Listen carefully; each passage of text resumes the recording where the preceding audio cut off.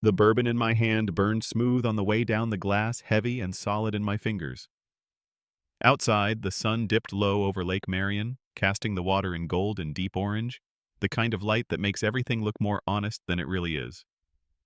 I stood there on the balcony of my lake house, my so-called sanctuary, watching the reflection of a man I barely recognized stare back at me through the window. 53 years old. CEO of Hannigan Construction Group, a company I built from the dirt under my boots and the blisters on my hands. A man who clawed his way out of a childhood full of empty promises and liquor-soaked fists. A man who thought he'd built something real, a family, a legacy, a future. And yet standing there, glass in hand, I felt like it was all just dust. I heard the faint buzz of my phone on the kitchen counter behind me, but I didn't move. I knew who it was, Riley, my son calling to remind me about his wedding next month. My wife, Mara, had probably nagged him about it. It was just like her to send Riley as a messenger when she wanted something. 27 years of marriage, and I could predict her moves like clockwork. I took a slow sip, letting the bourbon sit on my tongue before swallowing. The bitterness was familiar. It tasted like long nights, missed birthdays, deals closed over handshakes and cigars, and the countless times I'd told myself it was all for the family. For Mara, for Riley and Leah. That lie had carried me further than I ever expected. I finally turned and picked up my phone.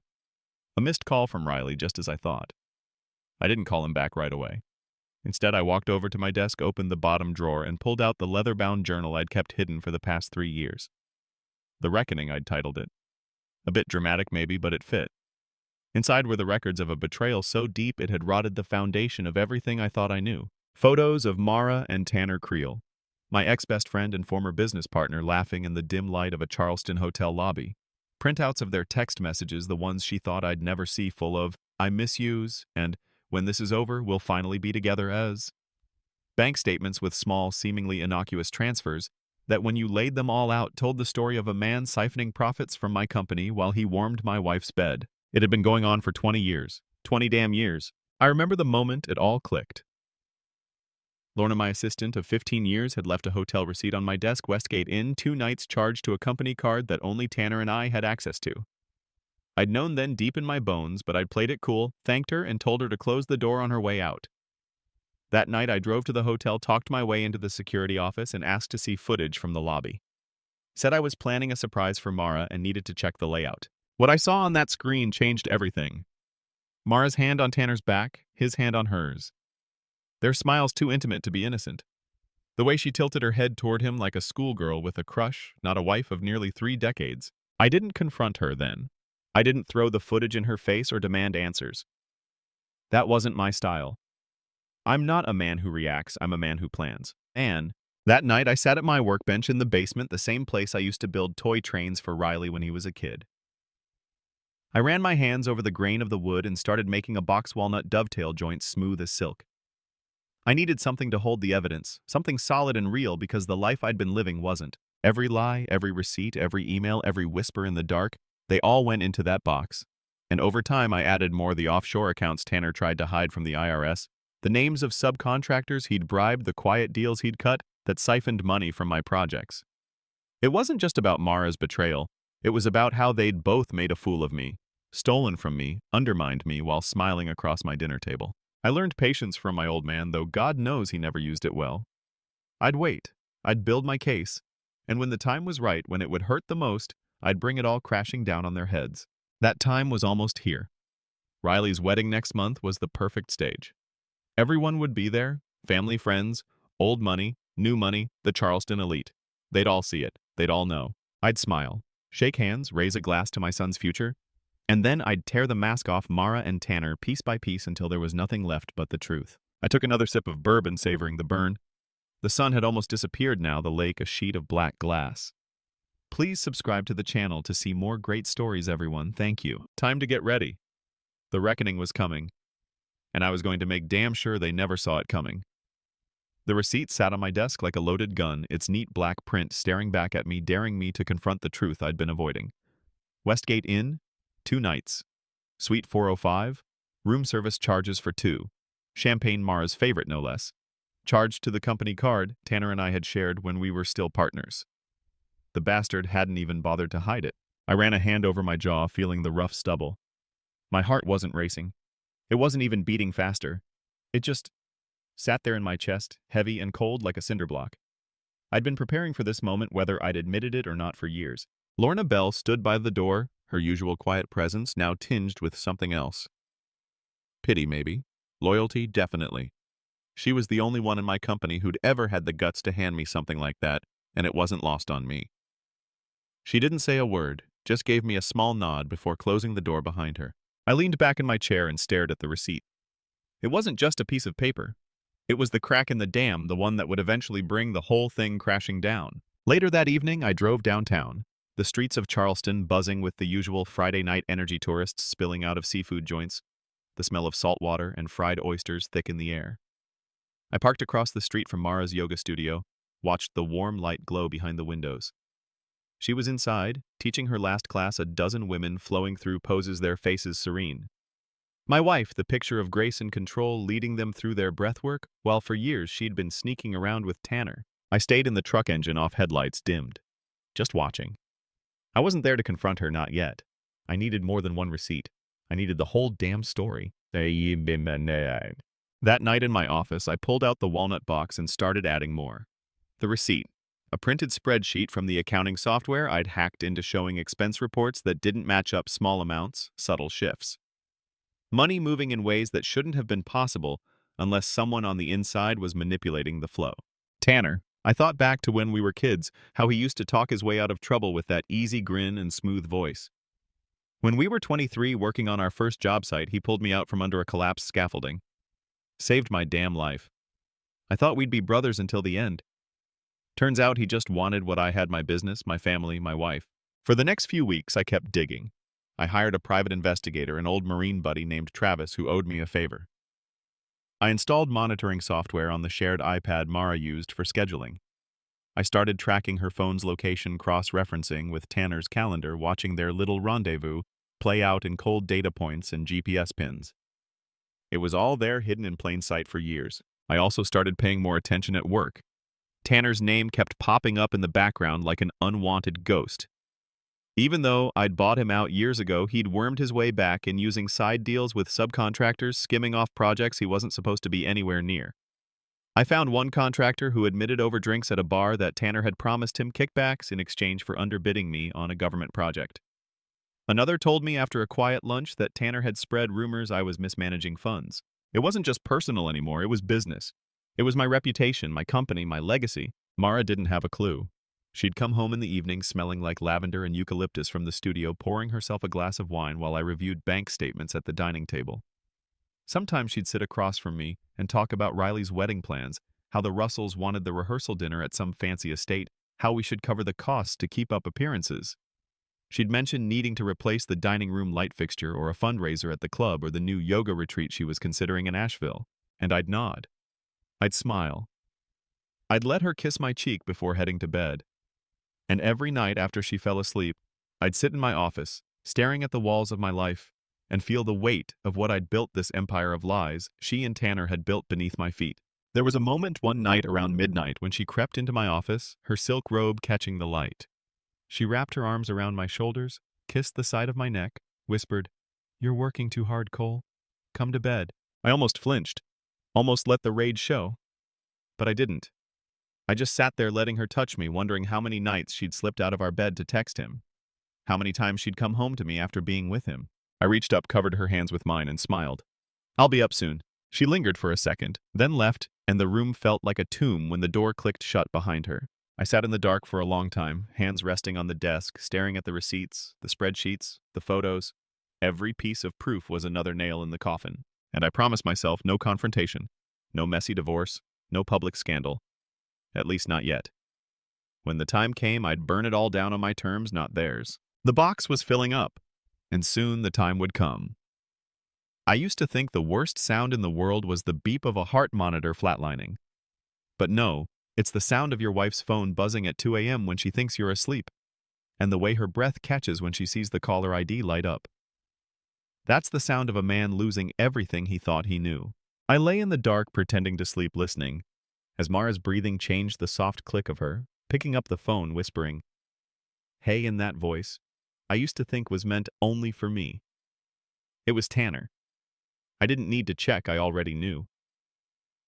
27 years of marriage had tuned me into every frequency of her, and this wasn't new. It had been happening for years, hell decades. I'd been blind. Or maybe I'd just been willfully ignorant.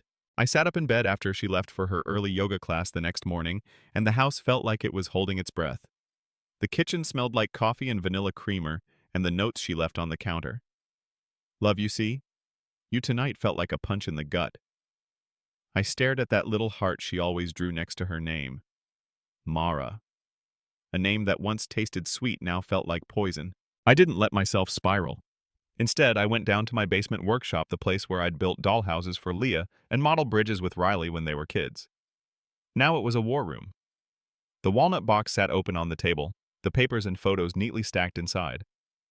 I added a few new printouts, cell phone records I'd subpoenaed through a contact text message, transcripts I'd obtained thanks to a hacker buddy who owed me a favor from back in my early contracting days. It wasn't just affair stuff anymore. It was business. It was sabotage. Tanner had been chipping away at my company for years, and I'd been too damn focused on the next big project, the next client, the next quarterly report to notice. I started making calls. Quiet ones. I reached out to Greta Simmons, the owner of a small flooring company Tanner had nearly bankrupted by pulling a contract without warning. I reached out to Pascal White, a former accountant who had flagged discrepancies in our books before being mysteriously let go. I met Vernon Tate for coffee, a rival developer who lost a city contract to Tanner under shady circumstances. I didn't accuse. I didn't beg. I just asked questions, listened, took notes. The anger that had simmered in me for so long started to crystallize into something colder, sharper. A plan. At home, I kept up appearances. Mara wanted to plan a weekend getaway to Asheville for us, some kind of yoga retreat and couples massage. Nonsense. I smiled, nodded, told her it sounded great all the while, knowing she was planning to sneak away to meet Tanner. Riley called that night, excited about the wedding plans. "Dad, Emily's family wants to do the rehearsal dinner at the Russell estate. It's going to be amazing. You'll love it." I told him I was proud of him, that I'd be there front and center, smiling for the cameras, the perfect father of the groom. And I meant it. Because Riley deserved the truth. Not the version Mara and Tanner were going to spin for him once the ink dried on whatever fantasy life they were building. I watched Mara at dinner that night, how she laughed at my jokes. How she reached for my hand across the table, the way she told Riley she was proud of the man he'd become. It was all so smooth, so perfect, like a scene in a Southern Living magazine. I wondered if she ever thought about what it would feel like when the walls caved in, when the friends who smiled at her in the market turned their backs, when Riley and Leah looked at her with disgust instead of love, when the money dried up and Tanner was exposed for the fraud he was. And yet, there were moments when I almost wavered. When she'd kiss my cheek goodnight, when she'd laugh at something silly on TV, when her hand would brush mine as we passed in the hallway. For a second, I'd remember the woman she'd been, the girl from the diner in downtown Charleston, 25 years old, with eyes full of dreams and a quick, clever smile that had stolen my heart when I was just a kid with calloused hands in a cheap truck. But then I'd remember the hotel receipts, the texts, the years she'd spent lying next to me while dreaming about someone else. And the guilt, the sadness, the nostalgia, they'd all turned to stone heavy in my chest. This wasn't about saving our marriage. That was long gone. This was about protecting what I'd built. Protecting Riley, protecting Leah, protecting my name. I opened the box and laid out the blueprints, the timeline of their lies, the financial documents, the legal drafts Molly Carter had prepared. I could almost hear the ticking clock in my head. The wedding was coming, the day I'd burn it all to the ground. I picked up my phone and sent a single text to Molly. "Let's move forward. Full prep, everything in place by the wedding. Please subscribe to the channel to see more great stories, everyone. Thank you." Her reply was immediate. "Understood." I leaned back in my chair, letting the silence fill the room. The storm was coming, and this time I'd be the one holding the lightning. The Russell estate was everything you'd expect from old Charleston money. Grand columns, pristine gardens, and a staff that glided around like ghosts, making sure everything ran smoothly without ever being seen. The air smelled like jasmine and cut grass, and the sun was starting to set, casting a soft golden glow over the tables set for Riley and Emily's rehearsal dinner. White linens, crystal glasses, silverware that probably hadn't been touched by anyone who wasn't wearing gloves. It was a damn picture-perfect scene, and it was the perfect stage for a reckoning. I arrived alone, dressed in a navy suit and polished shoes, my tie straight, my smile ready. Riley was the first to greet me, practically bouncing over with excitement, looking every bit the young man I'd raised. Strong jawline, eyes that sparkled with ambition, hands that still carried the calluses from summers working construction jobs. "Dad, you made it," he said, pulling me into a hug. "I wasn't sure. You've been so busy lately." "I wouldn't miss it. I said, clapping his shoulder. Big day for you, son. Emily joined us radiant in a light blue cocktail dress. Her dark hair swept up a vision of southern charm. Mr. Hannigan, so glad you're here, she said, offering me a polite smile. I kissed her cheek lightly. It's Cole, Emily. And you look beautiful. Riley's a lucky man. She blushed and thanked me, and I felt a flicker of something guilt, maybe.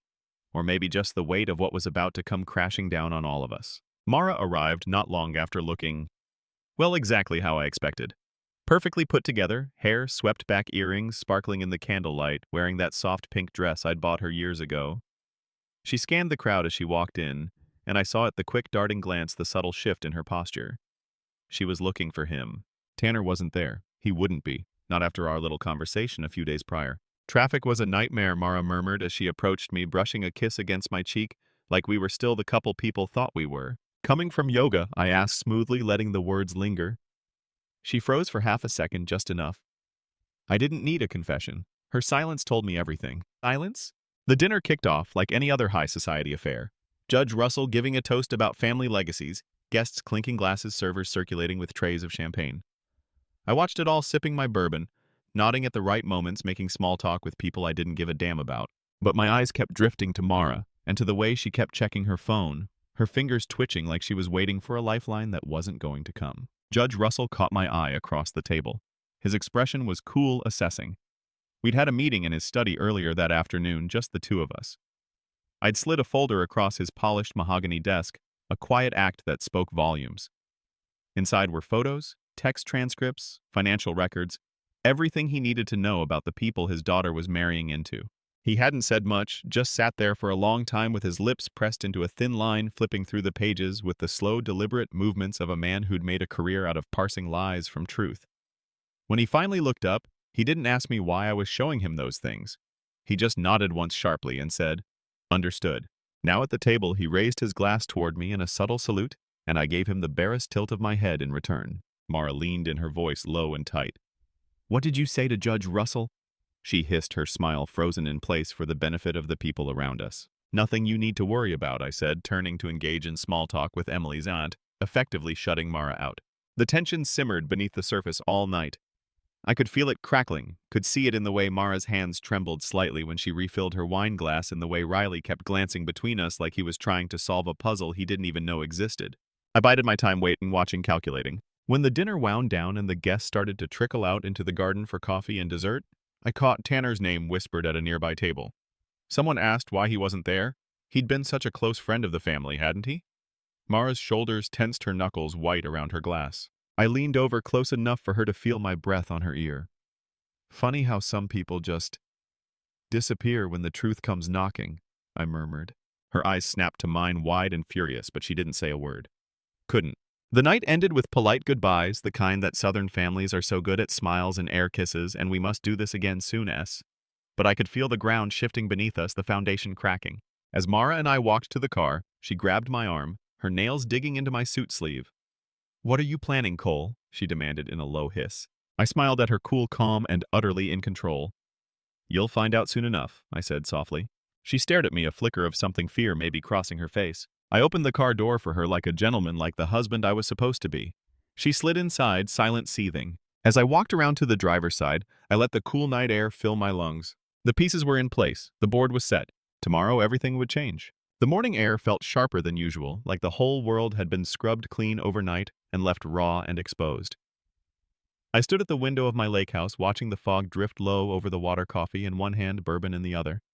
It was a strange kind of peace, the kind that comes when you know something big is about to happen, and there's no turning back. Today was Riley's wedding day. And it was the day Mara and Tanner's house of cards would come crashing down. I dressed deliberately, charcoal suit, crisp white shirt, a tie Riley had picked out for me as a birthday gift years ago. The cufflinks Mara had given me for our 10th anniversary sat in a velvet box on the dresser. I picked them up, turned them over in my fingers, then set them down without putting them on. They felt like a relic of a different life, one I'd buried a long time ago. As I was about to leave, my phone buzzed. A text from Molly Carter. "All documents prepped and ready. Judge Russell confirmed. Your call when to trigger." I replied with a single word: standby. The drive to the Russell estate felt like a slow roll toward destiny. Charleston's streets were alive with tourists and locals, unaware that a storm was about to break just a few miles away. When I pulled into the long, winding driveway, The estate looked like something out of a movie. Flowers. Everywhere, a string quartet warming up under a white tent table set with crystal and silver. I parked and stepped out, the gravel crunching under my shoes. Riley spotted me first, standing by the tent with a nervous grin. He looked so much like me at that age, hopeful, ambitious, oblivious to the cracks forming beneath his feet. "Dad," he called, jogging over, straightening his tie as he came. "Glad you're here early. Wouldn't miss it, son." I clapped his shoulder, letting the weight of the moment settle between us. Mara arrived a few minutes later, her heels clicking across the patio like gunshots. She wore a pale blue dress that hugged her in all the ways she knew drove me crazy, used to anyway. Her eyes found mine immediately, sharp and probing, like she knew I was up to something but couldn't quite put her finger on it. "Everything okay?" she asked, voice low, forced smile in place as guests mingled around us. "Perfect," I said, letting the word hang in the air like a warning. She opened her mouth to say more, but Riley called her away, and I watched as she pasted on that warm maternal smile for the cameras, for the Russells, for anyone who might be watching. I made my rounds, shaking hands, nodding politely, exchanging pleasantries with men I didn't respect, and women who'd never really seen me. The tension in the air was thick enough to cut with a knife, but only I could feel it. They were all blissfully unaware, caught up in the illusion. Until Tanner showed up. He wasn't supposed to be here. After our conversation earlier that week, I thought he had enough sense to stay away. But there he was, rumpled, sweating eyes, darting around like a cornered animal. His tie was crooked, and he looked like he hadn't slept in days. When he saw me, his face went pale. I moved toward him, calm and steady, like a predator closing in. He backed up a step, bumping into a server holding a tray of champagne. "Cole," he started, voice tight, barely a whisper. "We need to talk." "Not here," I said through a tight smile. "You're not on the guest list. Please, I'm begging you, don't do this." "Too late," I murmured, turning my back on him. Before Tanner could push it further, Judge Russell appeared at my side. He had the quiet authority of a man who'd seen too much to be surprised by anything. He nodded at me, then at Tanner, his expression like granite. "Mr. Creel," the judge said evenly, "you're trespassing on private property. I'd suggest you leave before we involve security." Tanner's mouth opened, then closed. He looked at me one last time, eyes desperate, then slunk away toward the parking lot. Mara had seen it all from across the lawn. Her face was tight, her lips a thin line of fury and fear. She started toward me, but I cut her off with a glance, a silent, unspoken, "Not now." I spent the next hour moving through the reception like nothing had happened, congratulating Emily's grandparents, laughing at stories from Riley's childhood, raising my glass to the happy couple. Mara tried to pull me aside 3 times. I ignored her every time. When we sat down for dinner, the tension hit a breaking point. Judge Russell stood, raising his glass for a toast, his voice booming across the tent. "To Riley and Emily," he said, "may their marriage be built on trust, on loyalty, on love that stands the test of time." Mara stiffened beside me, her hand clutching her napkin like a lifeline. I leaned over, my voice low and even just for her. "Interesting choice of words, don't you think?" I murmured, letting the venom coat each syllable. Her eyes snapped to mine, wide and furious, but she couldn't say a damn thing with all those people watching. And then it was my turn. I stood, raising my glass, feeling every pair of eyes lock onto me. "To Riley and Emily," I began, voice steady, clear. "May your future be bright, your love true, and your home built on solid ground." I let the words linger, let them twist in Mara's gut the way they twisted in mine. Because soon they'd all know just how much of this family was built on lies. And I'd be the one to tear it down. The day after the wedding was supposed to be a time for family brunches, leftover cake, and tired smiles. Instead, it was chaos. The kind that starts quietly like a hairline crack in a dam, and then bursts wide open before anyone knows what hit them. I sat at my desk in the lake house, the leather chair creaking as I leaned back, watching my phone light up with texts, missed calls, voicemails piling up like bodies in a trench. Mara had called 6 times already. Riley had left 2 messages, the first confused, the second tight with something sharper, anger maybe, or hurt. I hadn't listened to them yet. I wasn't ready. I took a sip of bourbon too early in the day for it, but what the hell? The sun was streaming in through the big windows, glittering off the water, like it didn't know any better, like it didn't care that everything I'd spent years building had just detonated in front of the whole damn city. A knock at the door, sharp, insistent. I stood slowly, setting down the glass. I knew before I opened it who it would be. Mara. She stood there, hair disheveled, sunglasses perched on top of her head like a flimsy shield, her arms crossed tight against her chest. She looked smaller than usual, like the weight of the world was finally starting to crush her. "Can I come in?" she asked, her voice brittle. I stepped aside without a word, letting her in. She moved past me like a storm cloud, pacing the living room, stopping in front of the fireplace where I'd burned so many nights thinking about how this would go. "What the hell was that, Cole?" she hissed, spinning to face me. "At the wedding in front of everyone, you humiliated me. Humiliated Riley. humiliated Emily's family. I let her words hang there, heavy in the air. Then calmly, I walked over to the kitchen counter, opened the folder Molly had prepped for me, and slid it across the table. She looked down, her hands trembling as she opened it. Photos, financial records, text transcripts, evidence, all of it. Her breath hitched. You've been keeping all this? For how long? 3 years, I said flatly. Her eyes snapped up to mine, wide disbelieving. 3 years. I nodded. 3 years of watching you sneak around with Tanner. 3 years of letting you play the doting wife while you lied to my face. 3 years of knowing you were both waiting for the right moment to burn it all down and take what you thought was yours. Her hands were shaking so hard she could barely hold the papers.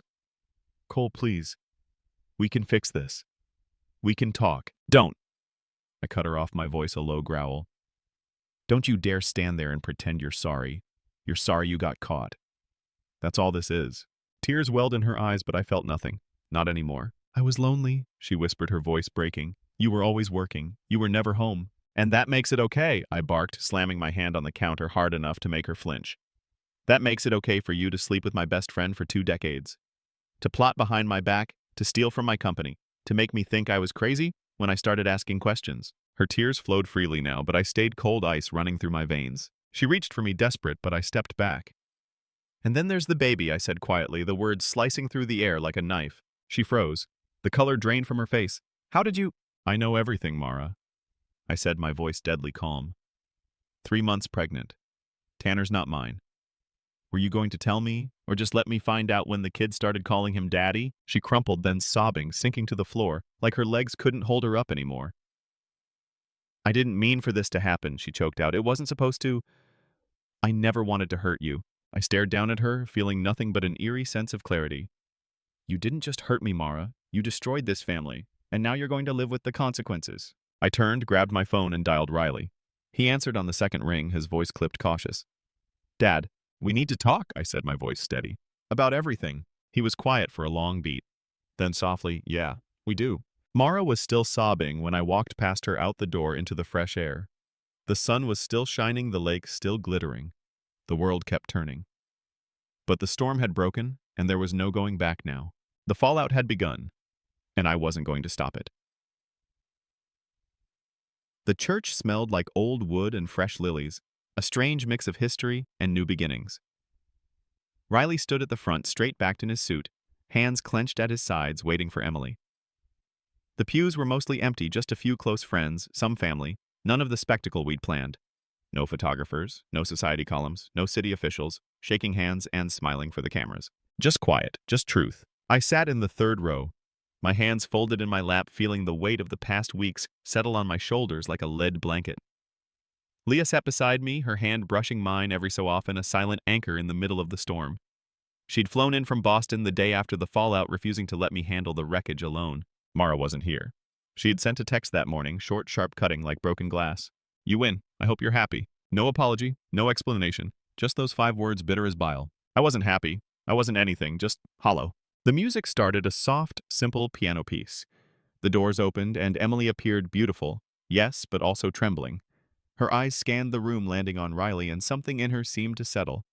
She took a deep breath and started walking slow and steady, her father escorting her, his expression grim but resigned. Judge Russell had been silent since the fallout, since I'd handed him the truth on a silver platter and let it shatter his world alongside mine. He didn't look at me as he passed, but I could feel the tension radiating off him, a man barely holding it together for the sake of his daughter. Riley turned to watch Emily, and I saw it, the way his eyes softened, the way his shoulders eased. Despite everything, despite the lies, the betrayal, the mess, he still wanted this. He still wanted her. And God help me, I wanted it for him too. The ceremony was short, simple, stripped of the pageantry we'd all expected. Vows spoken in quiet voices, a kiss that was more relief than passion. When they were pronounced husband and wife, the applause was soft, almost hesitant, like everyone was holding their breath, waiting for the next shoe to drop. It didn't, not yet. At the small reception in the Russell family's garden, I stood off to the side, watching Riley and Emily move through the guests, their smiles a little too tight, their hands gripping each other like lifelines. Leah came up beside me, slipping her arm through mine. Dad, she said quietly, you did what you had to do. I looked at her, at my daughter, my fierce, brilliant Leah, and something inside me cracked.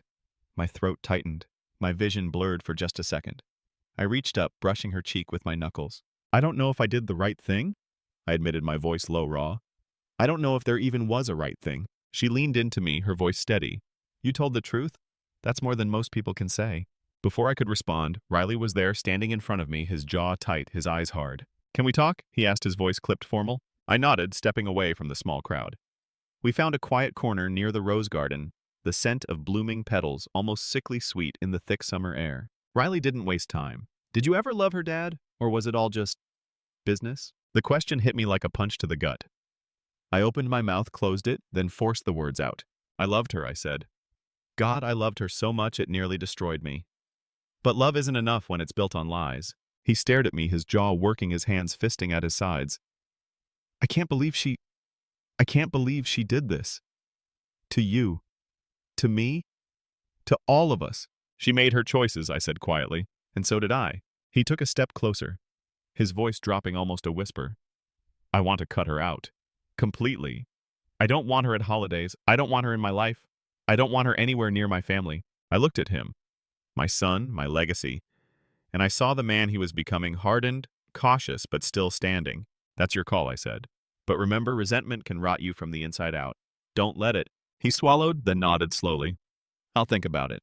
Leah joined us, then slipping her arm around Riley's waist, her other hand gripping my arm, pulling us together like she could somehow stitch this broken family back into something whole. We stood there, the three of us, watching Emily laugh softly with her friends across the lawn, the faint strains of music drifting through the humid air. For a moment, just a moment, it felt almost normal. But the truth has a way of leaving scars, and I knew we'd all be carrying ours for a long time. 3 weeks after the wedding, I stood in front of my lake house, keys in hand, the sun setting behind me in a blaze of burnt orange and deep blue. The place looked the same as it always had, grand serene, a symbol of everything I'd worked for. But it didn't feel like home anymore. Not after everything that had happened, not after what I'd become. I locked the door for the last time and slid the keys into an envelope marked with a single name, Leah. She didn't know it yet, but the lake house was hers now, a place for her to come back to if she ever wanted it, if she ever needed a reminder of the cost of loyalty and the weight of family secrets. I loaded the last box into the back of my truck and closed the tailgate. The engine rumbled to life beneath me, a low, steady growl that felt like a heartbeat. The road ahead stretched west all the way to Seattle. A fresh start? A clean slate? Or as close to clean as a man like me could get. Before I pulled away, I made one last stop. The small cemetery outside town was quiet, the air still except for the rustle of pine trees in the breeze. I stood between two modest headstones, my parents' names etched in fading stone. I hadn't been here in years, hadn't had the stomach for it. But now it felt like I owed them something. A confession, maybe? Or a reckoning of my own. I'm not sure you'd be proud of what I've done, I said softly, the words catching in my throat. But I think you'd understand why I did it. I stood there for a while, letting the wind carry the weight of it all before turning back to my truck. My phone buzzed as I reached the driver's seat, Leah checking in from Boston. I let it go to voicemail. Then another call. Mara. I stared at the screen for a long moment before silencing it. I didn't need to hear whatever plea she had left in her, whatever performance she was preparing to deliver. We were done. Finished. That bridge wasn't just burned, it was ashes. The divorce papers had been finalized the day before. Molly Carter had sent me the confirmation with a simple cold efficiency that I appreciated more than I could say. Mara got the minimum the law required. No more. The house in Charleston was sold. The yoga studio? Gone. The accounts we'd once shared, drained, restructured out of her reach. Tanner was a ghost as far as I knew. Last I heard, he was trying to liquidate assets to cover legal fees, but the vultures were circling fast. The feds were sniffing around his construction projects, and more than one contractor had called me quietly thanking me for exposing the fraud they'd been too afraid to fight alone. Riley and Emily were settling into their new life in Chicago, building something away from the shadows I'd left behind. Leah was preparing for her final year of residency still in Boston, but she called often, checking in on me, making sure I wasn't going full supervillain, as she liked to say. Funny how it was the kids I thought I might lose who had ended up being the ones who kept me tethered to the world. I pulled onto the highway, the city lights fading in my rearview mirror, and let the road take me. That night, in a cheap motel somewhere in Tennessee, I sat on the edge of the bed, the box of evidence, the receipts, the photos, the transcripts sitting on the table in front of me. I'd carried it like a weight for so long, a reminder of the war I'd waged, but now it felt like a cancer, like something I needed to cut out before it consumed me whole. So I did. I took it all down to the motel's fire pit, lit a match, and watched as the flames devoured every page, every picture, every carefully documented betrayal. The smoke curled into the night sky dark and twisting, and I felt something in my chest loosen just a little. I wasn't naive enough to think I'd find peace. That wasn't in the cards for men like me. But maybe I could find a little bit of quiet, a little bit of distance. As the last ember died out, I sat in the dark listening to the crickets and the hum of the highway in the distance. My phone buzzed once, then went silent, and it was Leah. I opened her message. Just 3 words. I'm proud of you. I stared at the screen until my vision blurred, and for the first time in a long time, I let the tears fall. Quiet, steady cleansing. I didn't know where the road would take me. I didn't know what kind of man I'd be when I got there. But I knew one thing for sure: I wasn't running anymore. I was moving forward, and that was enough.